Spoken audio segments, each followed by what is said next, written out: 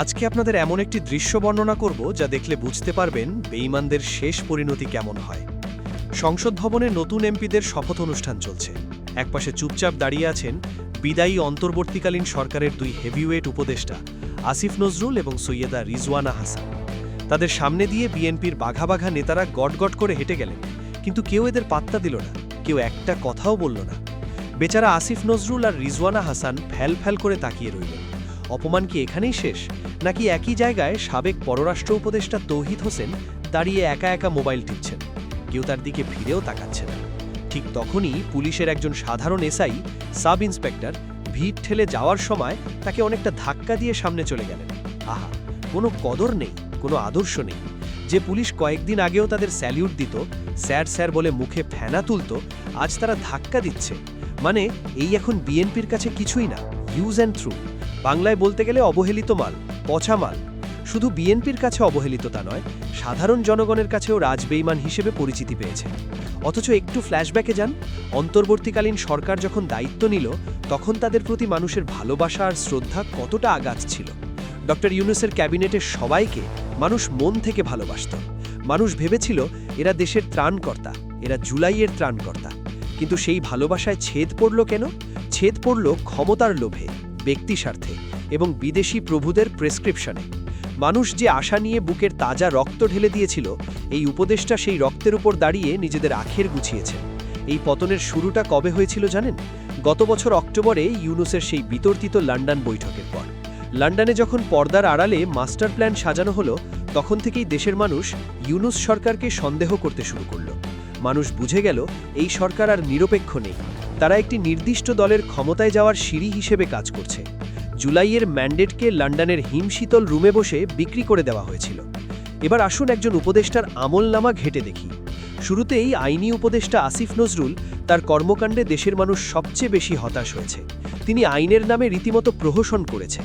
একদিকে তিনি গণহারে আওয়ামী লীগের খুনি আসামিদের জামিন দিয়ে ছেড়ে দিয়েছেন, অন্যদিকে জামাত শিবিরের মতো তরুণদের পুরনো রাজনৈতিক মামলাগুলো ইচ্ছে করে জিয়ে রেখেছিলেন। জুলাইয়ের আকাঙ্ক্ষা তিনি মারেননি, তিনি নির্লজ্জের মতো একটি দলের এজেন্ডা বাস্তবায়নে কাজ করছেন।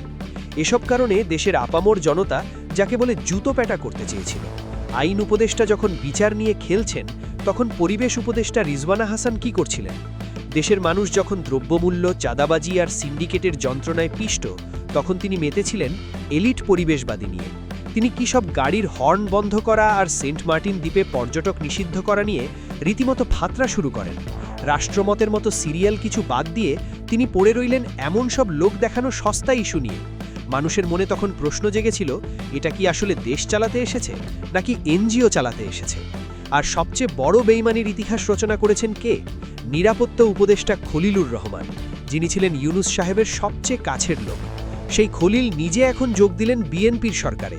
এর চেয়ে বড় প্রমাণ আর কি লাগে যে এই অন্তর্বর্তীকালীন সরকার পুরোপুরি বিএনপির বি টিম হিসেবে কাজ করছে। খলিল সাহেবরা ভিতরে ভিতরে নির্বাচন ইঞ্জিনিয়ারিং করেছেন, আর তার পুরস্কার হিসেবে আজ বিএনপির মন্ত্রিসভার চেয়ারে বসেছেন। পুরো ক্যাবিনেটে কি সবাই খারাপ ছিল? না। এভাবে ধরে ধরে হিসেব করলে দেখা যায় একমাত্র ফাইজুল কবির খান ছাড়া এই সরকারের একজন উপদেষ্টাও জুলাইয়ের শহীদদের কথা ভাবেনি। ফাইজুল কবির খান নিজের মন্ত্রণালয়ের কাজগুলো চুপচাপ করে গেছেন, কিন্তু বাকিরা শুধু রাজনৈতিক স্টান্টবাজি করেছেন, জনগণের আকাঙ্ক্ষার বিরুদ্ধে গেছেন এবং ফ্যাসিবাদী কাঠামোকে টিকিয়ে রাখার ব্লুপ্রিন্ট বাস্তবায়ন করেছেন। সরকারের প্রতি মানুষের যেটুকু মায়া অবশিষ্ট ছিল, সেটা শেষ হয়ে যায় শহীদ ওসমান হাদিসটিতে তাদের খুনিদের বিচারের দাবিতে। যখন মানুষ রাজপথে নামল, যখন যমুনা ঘেরাও করল, তখন তাদের কথা শোনার বদলে উল্টো গণহারে পিটুনি দেওয়া হলো। খুনিদের বিচার না করে উল্টো বিচার প্রার্থীদের পেটানো এবং শেষমেশ একটি নির্লজ্জ ইলেকশন ইঞ্জিনিয়ারিং করার ব্যাপারটি ইউনূস সরকারকে চরম অজনপ্রিয় করে তোলে। মানুষ বুঝতে পারে এরাও আসলে স্বৈরাচারের আরেকটা নতুন ভার্সন। যে কোনো সরকার যখন বিদায় নেয়, তখন মানুষের মনে একটি হলো দাগ কাটে, মায়া তৈরি হয়। কিন্তু ইউনূস সরকার যখন ক্ষমতা ছাড়ল, তখন কেউ তাদের জন্য এক ফোঁটা চোখের জল ছাড়ল না। চোখের পানি ছাড়া তো দূরের কথা, মানুষ উল্টো রাস্তাঘাটে, চায়ের দোকানে, সোশ্যাল মিডিয়ায় তাদের গালাগালি করছে। বেঈমানদের পরিণতি এমনই হয় যে জনগণ মাথায় তুলে নাচে, বেঈমানি করলে সেই জনগণের ডাস্টবিনে ছুঁড়ে ফেলতে দ্বিধাবোধ করে না। আজ এসআইয়ের ধাক্কা খাওয়া তৈরি বা ফ্যাল করে তাকিয়ে থাকা আসিফ নজরুল তার সবচেয়ে বড় প্রমাণ। বিএনপি আজাদেরকে টিস্যু পেপারের মতো ব্যবহার করে ছুঁড়ে ফেলেছে। আসিফ নজরুল, রেজওয়ানা হাসানও এখন ইতিহাসের আস্থা করে নিক্ষিপ্ত। এই ঘটনা আগামী দিনে যে কোনো সরকারের জন্য একটি বিশাল শিক্ষা। জনগণের ম্যান্ডেট চুরি করলে, শহীদদের রক্তের সাথে বেইমানি করলে দিন শেষে আপনাকে এমন পচামাল হয়ে বিদায় নিতে হবে। রেজওয়ানা, আসিফ নজরুলের মতো কেউ আপনাকে পাত্তা দেবে না। আপনারা কি মনে করেন, ইউনূস সরকার এই করুণ বিদায়ের জন্য কারা সবচেয়ে দায়ী? ইংরেজিতে একটি প্রবাদ আছে, জাহাজ যখন ডুবতে শুরু করে তখন সবার আগে ইঁদুররা পালাতে থাকে। অন্তর্বর্তীকালীন সরকারের বিদায়ের পর ঠিক এই দৃশ্যটাই এখন আমরা দেখছি। যারা গত 1.5 বছরে এসি রুমে বসে জাতির সামনে লম্বা লম্বা নীতিবাক্য বলেছেন, তারা এখন একের পর এক চুপিসারে দেশ ছেড়ে পালাচ্ছেন। খবর নিন, ইউনূস সাহেবের ডাক ও টেলিযোগাযোগ উপদেষ্টা ফয়েজ আহমেদ কোথায়? বিএনপি ক্ষমতা পুরোপুরি বুঝে নেওয়ার আগেই তিনি দেশ ছেড়ে সোজা নেদারল্যান্ডসে পাড়ি জমিয়েছেন। শুধু কি তাই, ডক্টর ইউনূস আন্তর্জাতিক বিষয়ক উপদেষ্টা লতিফ সিন্ডিকি নাকি ইতিমধ্যে দেশ থেকে ভেগেছেন।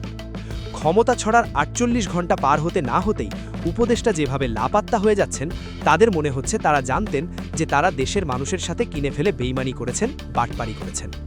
অনেকে হয়তো ভাবছেন এই উপদেষ্টা কি শুধু বিএনপিরই ভয় পাচ্ছেন? উত্তর হলো না। বিএনপির তো এখন মধুচন্দ্রিমা চলছে, তারা কেন এদের মারতে যাবে? বরং এই সরকার তো বিএনপির সেট করা উপদেষ্টাদের।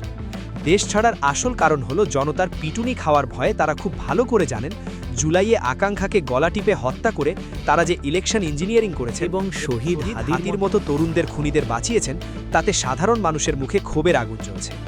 রাস্তায় নেমে জনগণ যে জুতোপেটা গণপিটুনি দিতে পারে, এই সাইকোলজিক্যাল ট্রমা থেকেই বাকি অনেক উপদেষ্টাই এখন দেশ ছাড়ার জন্য গোপনে ট্র্যাভেল ব্যাগ গোছাচ্ছেন।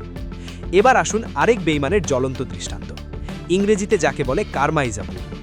রাষ্ট্রীয় সংবাদ সংস্থা বাঁশের এডি মাহবুব মোর্শেদ ঘটনা শুনলে আপনি হাসবেন নাকি কাঁদবেন বুঝতে পারবেন না।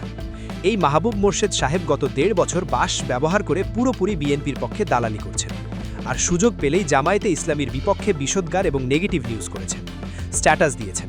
তিনি ভেবেছিলেন বিএনপির দালালি করলে বিএনপি ক্ষমতায় এসে তাকে মাথায় তুলে নাচবে, কিন্তু রেজাল্ট কি হলো? এখন সেই বিএনপির লোকেরাই তাকে ধরে মারধর করছে, আর তিনি এখন মিডিয়াতে এসে কান্নাকাটি করছেন। সেটাই হলো দালালদের আসল পরিণতি।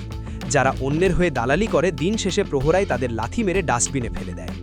আমাদের কাছে থাকা ভিতরের খবর বলছে, খুব শিগগিরই এই সরকারের বেশ কয়েকজন হাই প্রোফাইল উপদেষ্টা এবং আমাদমেদকে গ্রেফতার করা হতে পারে। বিএনপি তাদের নিজেদের ইমেজ ক্লিন রাখার জন্য এবং আমরা দুর্নীতি বিরুদ্ধে এটা প্রমাণ করার জন্য এই পচা মাল বা ইউজড টিস্যু পেপারগুলোকে বলির পাঠা বানাবে। আজকের এই মেগা বিশ্লেষণের শেষ কথা, আসিফ নজরুল, ফয়েজ আহমেদ, মাহবুব মোর্শেদের করুণ এবং অপমানজনক পরিণতি আমরা দেখছি। কোনো রাজনৈতিক ঘটনা নয়, এগুলো হলো জুলাই আগস্ট 2000 শহীদের সাথে বেইমানির ফল। এই তরুণরা বুকের তাজা রক্ত দিয়ে হাসিনাকে সরিয়েছিল। তাদের রক্তের উপর দাঁড়িয়ে যারা নিজেদের আখের গুছিয়েছে এবং একটি দলের দালালি করছে, প্রকৃতি তাদের ক্ষমা করবে না। তো বন্ধুরা, আজকের ভিডিও এখানেই শেষ।